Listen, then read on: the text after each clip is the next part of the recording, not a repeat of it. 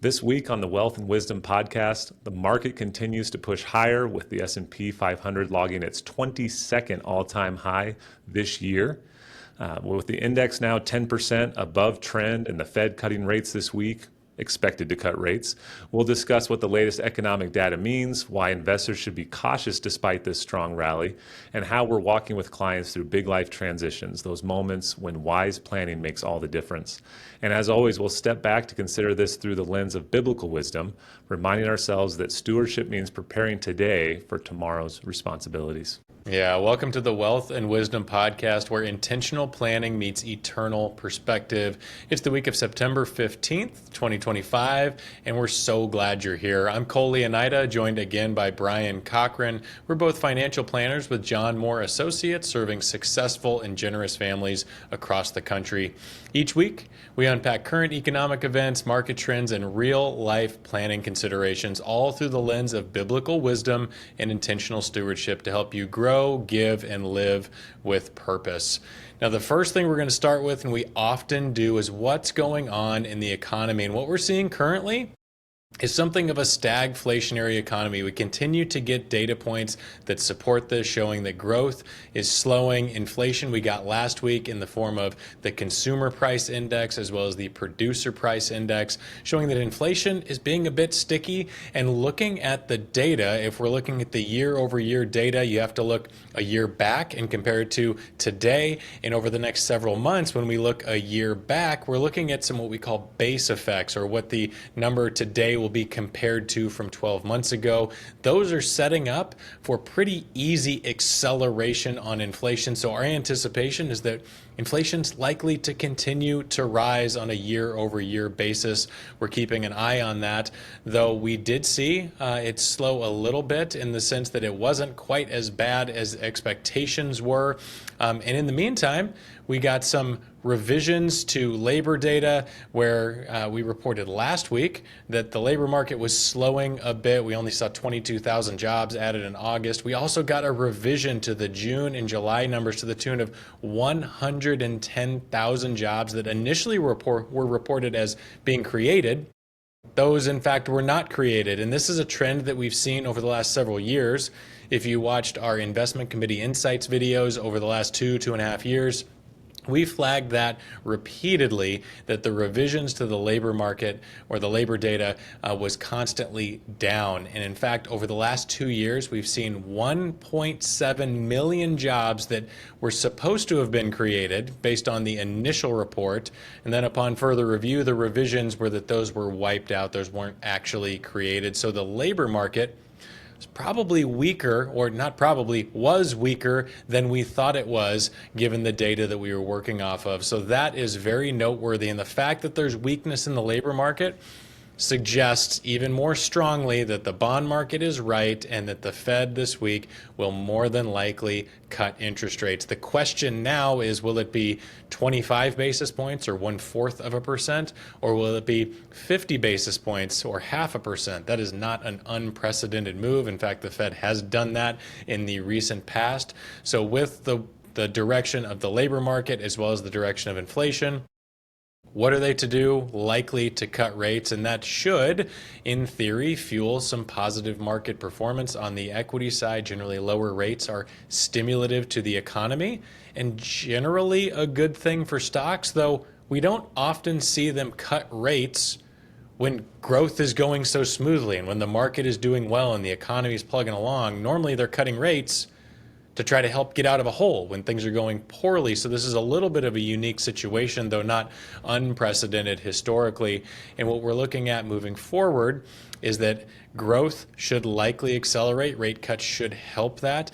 And we're also seeing an upward trend on inflation, which should be good for asset prices. Brian, what have we seen in the market, particularly on the stock side, but anywhere else you want to go? What have we been seeing recently, particularly last week? Yeah, well, as we mentioned, we had the 22nd all-time high this year, just an incredible run in the markets. And we talked in our investment committee how the average investor sort of missed that news. I feel like, we've had this week over week run for a few months now, and a lot of investors just are not aware that's happening. The Nasdaq also made all-time highs. It's not just the S&P. And then recently, those small cap stocks we've been talking about the last couple of weeks still are pushing forward, and in some cases outpacing the S&P 500, the more large companies. One thing that's been interesting, though, is just this sense of complacency. We've talked about that in past markets as well. Sometimes the market goes in these phases where it's just very settled, very complacent, and we're seeing that now. And one way to measure that is the VIX, the VIX, and that is a good measure of volatility, and it's only at a 12. That's a very low number, which shows that the market's sort of steadily plodding along, not seeing a lot of day-to-day volatility. We also see some other signs that just investor sentiment is strong. One of those is that margin debt is growing. So margin debt is when you take a loan against your investments, often to buy more investments, and that can be a sign that investors are feeling positive about the markets. So all these things add up to a market that is not only moving higher, but has a lot of emotional momentum behind it, if you will, from individual traders and institutions alike. The other thing that's interesting right now is some of those fear trades, think of like your precious metals, gold and silver, are also hitting all-time highs. So it seems like everywhere you look, stocks, bonds, large stocks, small stocks, and precious metals, everything is moving higher right now, which kind of supports that idea that everyone's very euphoric, or at least enthusiastic right now. So big picture, market is strong. It's stretched, maybe a little vulnerable for a short-term correction.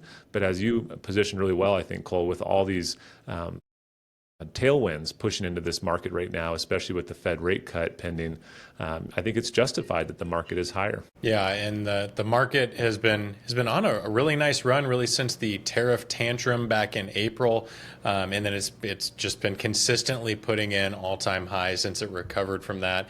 And what I think is interesting is the point that you made about the small and mid caps, kind of the stocks that are encapsulated in what would be the Russell 2000 index.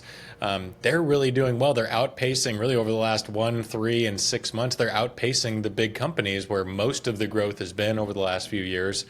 And those are the companies in particular that would benefit the most from a rate cut, because those are the companies that need to borrow some money. They're not as strong on their cash position on their balance sheet. So having more advantageous rates to borrow should lead to potential more growth on those small and mid cap names. So we do see that as, again, a potential tailwind. But Brian, there's a lot that we talk about on here. We kind of get stuck on the macroeconomic stuff because there's always something to talk about. There's new data at all times, and there's headlines and things. Everything is changing all the time. The market ebbs and flows up and down, especially with the rise of algorithmic and automated trading, where it seems like there's something we could talk about every day in the market. But planning is where we really spend the bulk of our time, and where, frankly, we add the most value to clients. You had a great example from this past week about a client going into a life transition, and they really needed to lean on your expertise as well as the wisdom of the team. Would you share that story? Absolutely. And is one of my favorite clients that called in last week and was going through a big transition, as you said. They were looking at moving to a retirement community, specifically what we call a continuing care retirement community, where they can move from retirement living to assisted living to eventually skilled nursing if necessary. And it's a big investment. They had a 6-figure down payment, somewhere around $350,000 to come up with to get into this place by the end of the month. So it's a big, high-pressure decision. This is a frugal couple. It's a big expense for them to take on. And I just felt like such a privilege to receive that call and have them seek out our counsel in this big life change. And it just reminded me, that there's a lot of good reasons to have a financial planner, the why, if you will. But there's also the when. When is it good to go seek out financial advice? And I love the quote from Mitch Anthony. We were talking about this beforehand, Cole. I'm so glad you remembered this, because Mitch Anthony's a financial writer, speaker, and just an amazing wordsmith. And he likes to say, when life goes in transition, money goes in motion. And boy, there's some money going in motion for that couple making a $350,000 down payment. But what we see is a lot of times people forget to think about a financial planner in a time of big financial change. And that could be a life change like getting married, getting divorced, losing a spouse. Widows and widowers are always in need of good financial planning. Having a child, your first grandchild, retirement, job changes. There's so much in life that represents big life changes and a shift to your plan.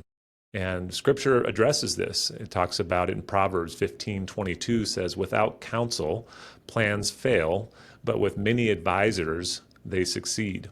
So we often take the opportunity during these life changes to pause, bring in advisors, not just our team, but maybe bringing in tax advisors and estate planners. You think about the situation with the retirement community, there were investment implications, tax implications, both for selling investments possibly, but also deductions that they could earn.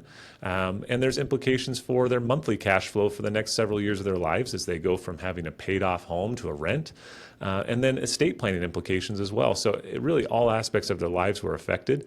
And we actually went through some suggestions that were not even on their radar at all, things they didn't know about this transition, because I was able to bring the expertise and training that we have, as well as the experience.